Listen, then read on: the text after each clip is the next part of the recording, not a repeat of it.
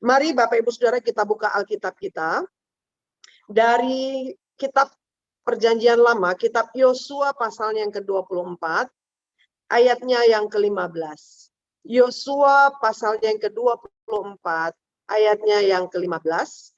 Demikian firman Tuhan. Tetapi jika kamu anggap tidak baik untuk beribadah kepada Tuhan, pilihlah pada hari ini kepada siapa kamu akan beribadah. Allah yang kepadanya nenek moyangmu beribadah di seberang sungai Efrat, atau Allah orang Amori yang negerinya kamu diami ini. Tetapi aku dan seisi rumahku, kami akan beribadah kepada Tuhan. Sedemikian jauh pembacaan firman Tuhan bagi kita. Yang berbahagia adalah kita yang membaca, merenungkan, dan melakukan setiap kebenaran firman Tuhan ini dalam kehidupan kita sehari-hari. Ya, Bapak Ibu Saudara, Yosua memberikan sebuah ultimatum ya, kalau kita baca dari kebenaran firman Tuhan ini, bahwa Yosua pada saat itu memimpin umat Tuhan yang sudah didahului oleh Musa untuk dibawa keluar dari Mesir dan masuk kepada tanah perjanjian. Tetapi kemudian Musa boleh melihat bagaimana umat Tuhan pada saat itu punya tegar tengkuk, sifat bebal yang sulit untuk ditegur, dinasehati, dan lain sebagainya. Lalu kemudian Bapak Ibu Saudara, ketika Yosua bersama-sama dengan seluruh umat Tuhan ada di Sikem, dan lalu kemudian pemimpin tertinggi Sikem pada saat itu memberlakukan sebuah undang-undang untuk semua orang hanya boleh sujud menyembah kepada raja ya, pada saat itu Raja Sikem, dan kemudian Yosua mengambil keputusan iman bahwa dia dan keluarganya tidak akan menyembah ilah lain, Allah lain, kecuali kepada Allah yang dia kenal sebagai Allah Abraham, Ishak, dan Yakub. Nah, Bapak Ibu Saudara, pada tema ulang tahun GBI Jatinegara pada hari ini diputuskan oleh pengurus atau Dewan Gembala memberikan tema keluarga yang berkenan di hadapan Tuhan. Keluarga yang berkenan kepada Tuhan. Sejak keluarga pertama, yaitu keluarga Adam dan Hawa jatuh ke dalam dosa, dan semenjak keluarga tersebut diusir keluar dari Taman Eden, maka sesungguhnya sejak saat itulah hidup keluarga tidak lagi sebenarnya berkenan kepada Tuhan. Perjalanan kehidupan keluarga semakin terpuruk dan keluarga semakin jahat di mata Allah, gitu ya. Sebagaimana dicatat di dalam kitab Kejadian pasal 6. Keluarga pertama yang dibangun oleh Tuhan, yaitu keluarga Adam dan Hawa, sudah merusak image keluarga yang berkenan kepada Tuhan. Intinya ialah Allah terpisah dari keluarga, dan keluarga tidak lagi berkenan kepada Tuhan. Klimaks dari murka Allah kepada manusia kepada keluarga, yaitu pada zaman Nuh. Allah menghukum dunia dengan air bah sebagaimana yang dicatat di dalam Kejadian pasal 7 dan pasal 8. Tetapi demikian marahnya Tuhan pun, Bapak Ibu Saudara, ada satu keluarga yang masih dipertahankan oleh Allah untuk tidak ikut dibinasakan, yaitu keluarga Nuh. Berkenannya keluarga Nuh di hadapan Tuhan bukan karena keluarga ini baik ya Bapak Ibu Saudara. Mereka juga sebagai manusia biasa pasti punya kekurangan, punya hilaf ya Bapak Ibu Saudara. Tetapi di hadapan Tuhan, keluarga ini mendapatkan kasih karunia, mendapatkan anugerah yang luar biasa. Hanya keluarga Nuh yang diselamatkan oleh Allah dari bencana air bah yang menenggelamkan bumi serta menelan korban jiwa yang sangat besar. Ya Bapak Ibu Saudara, kita melihat bahwa Allah sesungguhnya tetap memakai keluarga untuk menjadi mitranya untuk rencana penyelamatan manusia yang sudah jatuh di dalam dosa. Jadi Bapak Ibu Saudara, jangan pernah menganggap remeh tentang keluarga kita. Sebab keluarga kita ini dipakai Tuhan untuk mewujudkan rencana Allah akan penyelamatan manusia yang sudah berdosa. Ya Bapak Ibu Saudara, karena itu Allah tidak memusnahkan semua keluarga dengan air bah, tetapi Allah menyisakan satu keluarga yang dianggap di dalam pemandangan mata Tuhan berkenan kepadanya. Nah, Bapak Ibu Saudara, mari kita masuk lebih dalam lagi. Keluarga yang berkenan kepada Tuhan tentu memiliki ciri yang bisa kita temukan. Kita bisa mengidentifikasi bahwa ini adalah keluarga yang berkenan kepada Tuhan. Alkitab secara gamblang menjelaskan dan secara terbuka serta proporsional membahas tentang keluarga yang berkenan kepada Allah dan juga keluarga yang justru sebaliknya tidak berkenan kepada Tuhan. Nah, mari kita belajar. Berikut adalah beberapa ciri keluarga yang berkenan kepada Tuhan. Yang pertama, Bapak Ibu Saudara, adalah keluarga yang memiliki pendirian teguh akan iman kepada Yesus.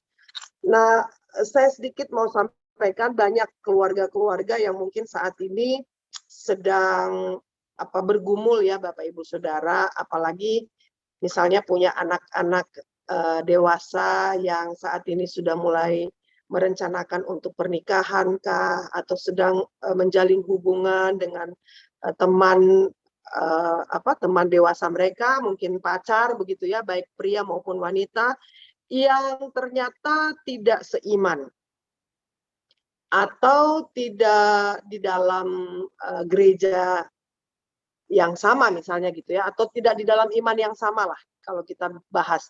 Nah, ini menjadi sebuah pergumulan ya Bapak Ibu Saudara. Keluarga-keluarga yang teguh beriman kepada Yesus harus dimulai dari Bapak Ibu anak-anak. Makanya dalam kebenaran firman Tuhan pada pagi siang hari ini Yosua menegaskan ya bahwa aku dan keluargaku akan tetap beribadah kepada Tuhan yang dia kenal sebagai Allah Yahweh, sebagai Bapa dari Tuhan dari bapak moyangnya ya, Abraham, Ishak dan Yakub, bahkan yang dipercayai oleh mentor rohaninya yaitu Musa. Nah, Bapak Ibu Saudara, kita belajar bahwa di dalam keberadaan kita sebagai keluarga, seringkali kita jumpai ada masalah-masalah. Saya banyak dimintai untuk counseling bagi anak-anak yang sedang bermasalah dengan pasangan hidup ya, maksudnya di dalam berpacaran begitu ya Bapak Ibu Saudara, karena tidak direstui oleh orang tua, ya mungkin karena perbedaan keyakinan itu. Nah, Bapak Ibu Saudara, keluarga yang berkenan kepada Tuhan, salah satunya adalah keluarga yang punya pendirian teguh tentang iman kepada Yesus.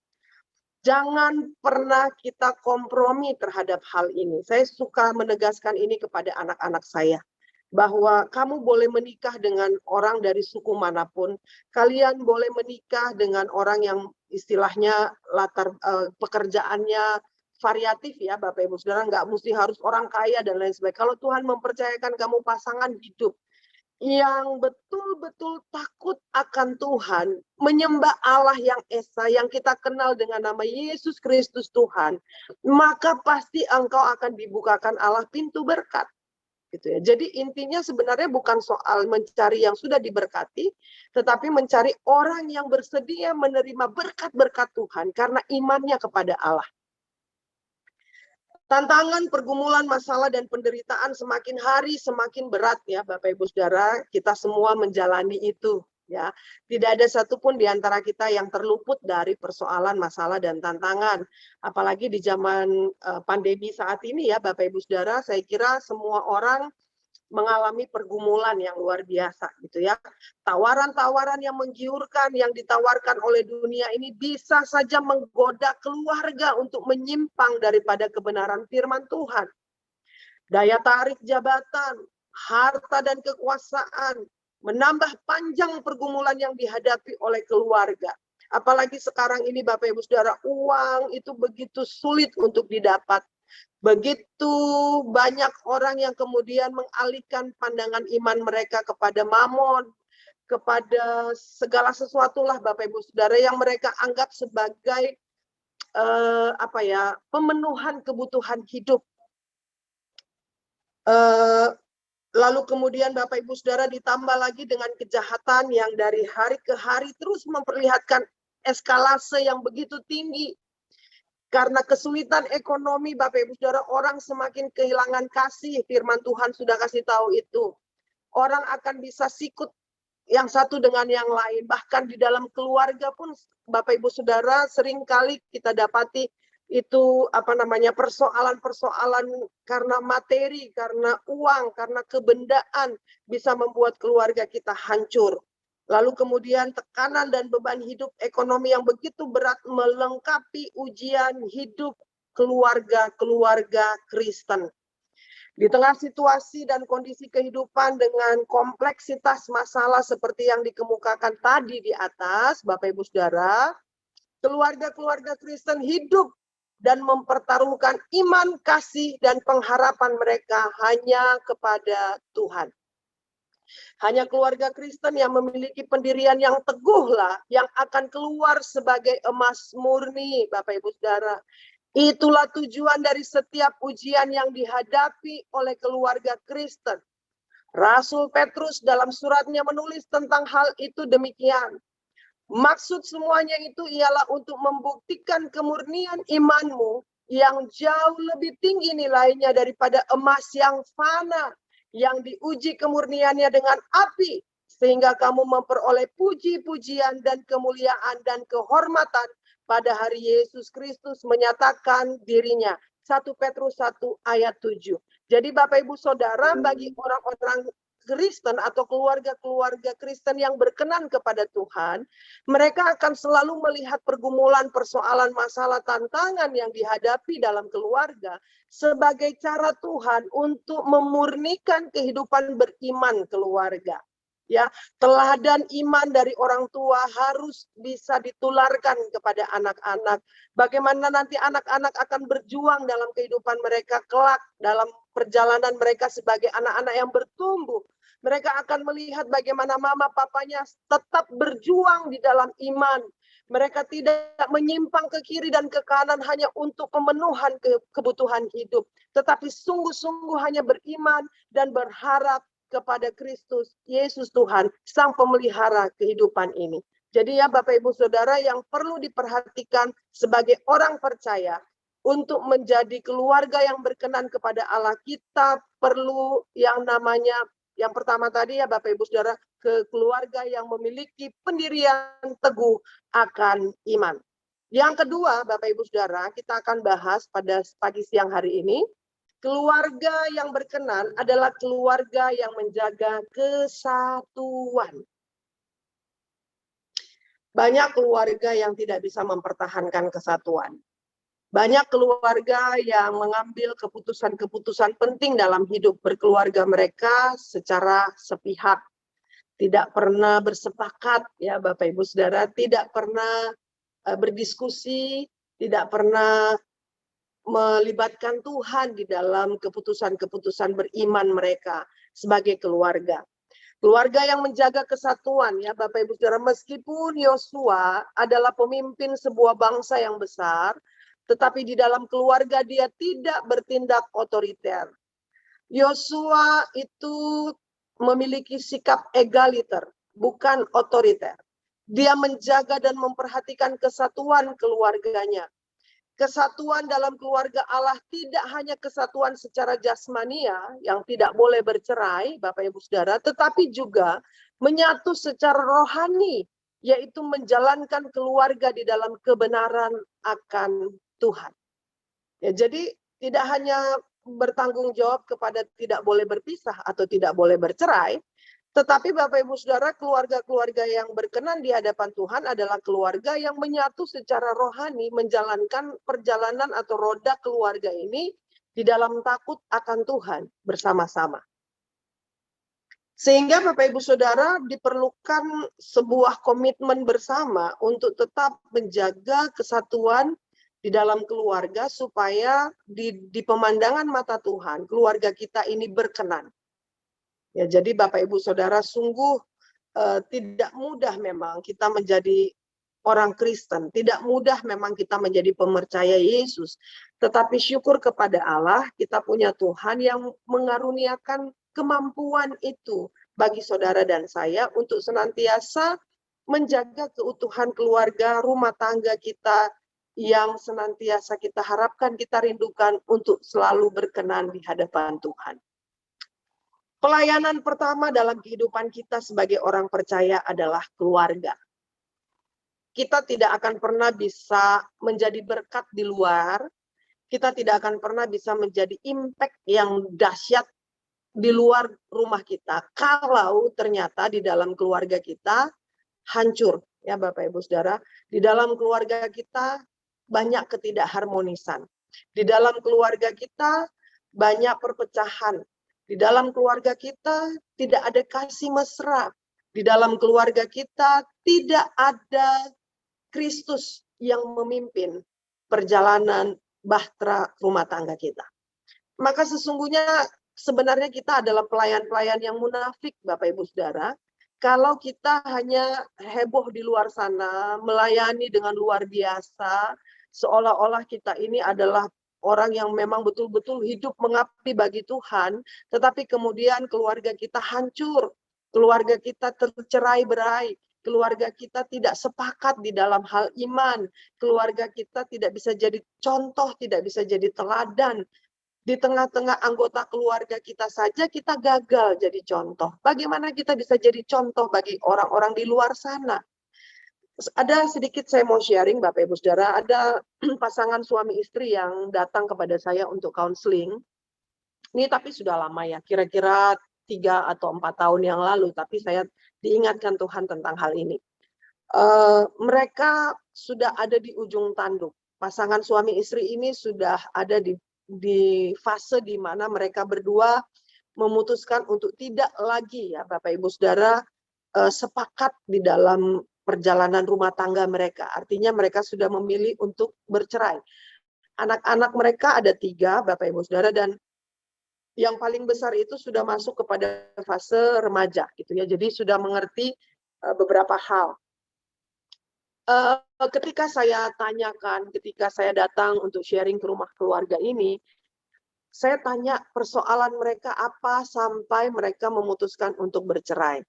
Dan sedihnya Bapak Ibu Saudara, sedihnya perceraian ini sebenarnya dipicu dari persoalan sang istri ingin melayani full timer dan kemudian memberi diri dibaptis, tetapi tanpa persetujuan suami. Itu tadi dikatakan perceraian itu dilakukan hanya karena urusan ingin melayani. Ya, ini juga tidak baik Bapak Ibu Saudara. Kita tidak akan mungkin bisa melayani kalau keluarga kita hancur.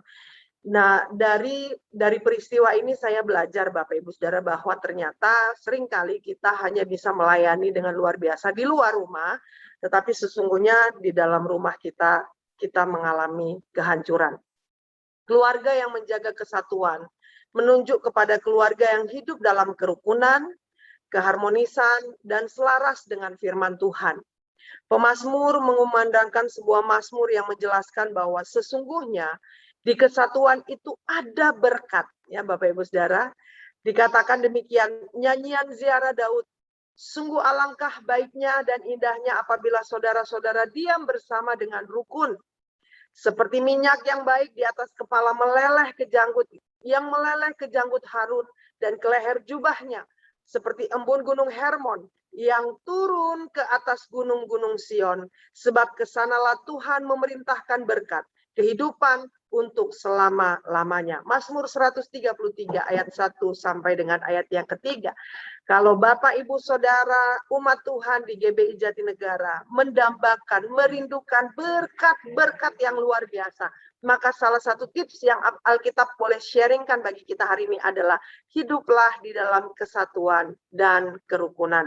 Maka percayalah rumah tangga kita pasti akan mengalami keberkatan Tuhan.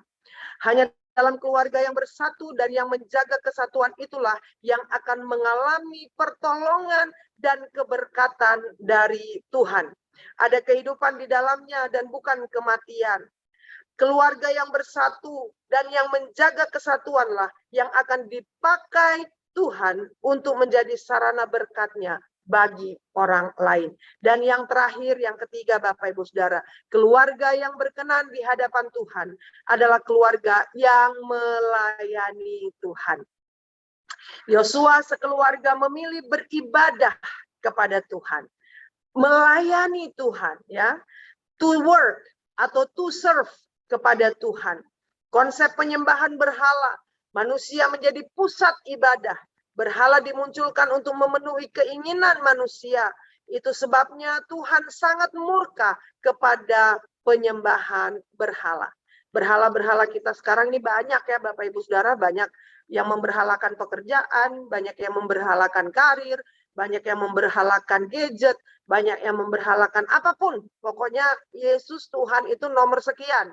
Ya, berhala-berhala itu disebut berhala karena kemudian sudah menguras seluruh pusat perhatian kita, menguras seluruh waktu kita, ya, sehingga itu menjadi lebih dominan di dalam hati, pikiran, dan kehidupan kita. Tidak lagi Tuhan yang menjadi dominan, maka bisa dianggap itu sebagai sebuah berhala, ya Bapak Ibu Saudara.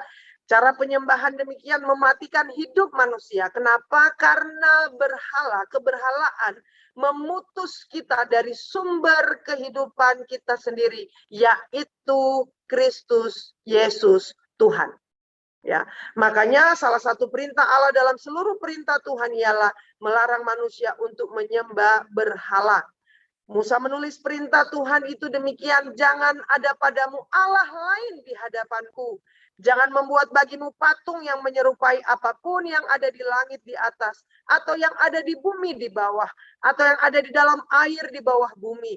Jangan sujud menyembah kepadanya atau beribadah kepadanya, sebab aku Tuhan Allahmu adalah Allah yang cemburu, yang membalaskan kesalahan bapa kepada anak-anaknya, kepada keturunan yang ketiga dan keempat dari orang-orang yang membenci aku. Keluaran 20 ayat 3 sampai dengan 5.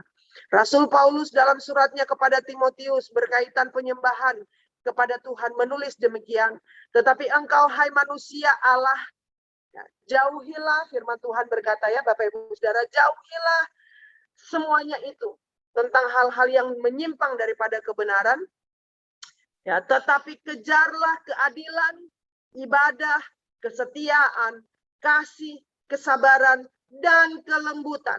Bertandinglah dalam pertandingan iman yang benar, dan rebutlah hidup yang kekal. Jadi Bapak Ibu Saudara, tujuan kita sebenarnya adalah itu, merebut hidup yang kekal di dalam pertandingan iman kita. Untuk itulah engkau telah dipanggil dan telah engkau ikrarkan ikrar yang benar di hadapan banyak saksi. Jadi Bapak Ibu Saudara luar biasa ya, di dalam 1 Timotius 6 ayat 11 sampai 16, Bapak Ibu Saudara boleh baca di rumah, itu tentang bagaimana motivasi hidup beriman kita.